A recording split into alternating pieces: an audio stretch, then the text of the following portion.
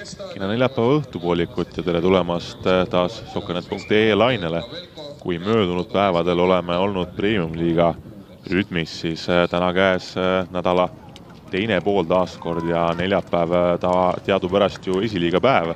Siit kõlabki tänase mängu avavile. Kalev saab palli mängu panna ja nüüd tuleb pikk pall siia ettepoole. Andres Joosep ei saa seda, aga Rain Näkk on ka tal selja taga. Näkk mängib endale löögikoha ette, lööb ka tagumise posti suunas.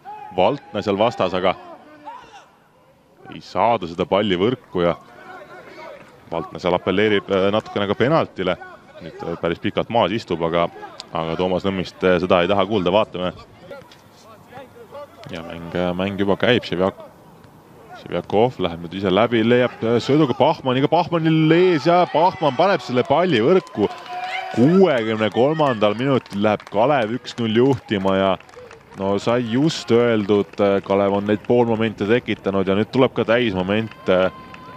Ševjakov väga hästi astus kaitsetest mööda, leidis Pahmani ja Pahman. Ja vaatame. Pall kasti. Ja sees on see pall, kuidas nüüd niimoodi. See läks otse sisse ja kas see on Marten Kiho, kes sealt keerutas tagumisse posti ära.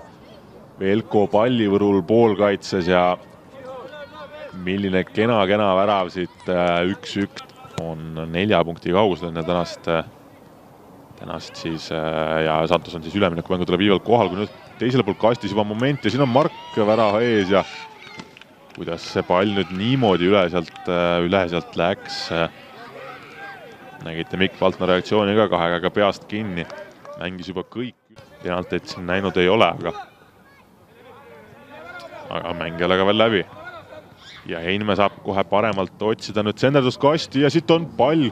Kas käis postis või mismoodi see nüüd sealt tagasi tuli, Leht igatahes kätte selle noppis. Raider ei saa seal näppe vahel, aga keegi teine ka ei saa ja nüüd on mäng läbi. Veel Kalev siin raskustega, aga suutis selle 1-1 viigi vähemalt ära hoida.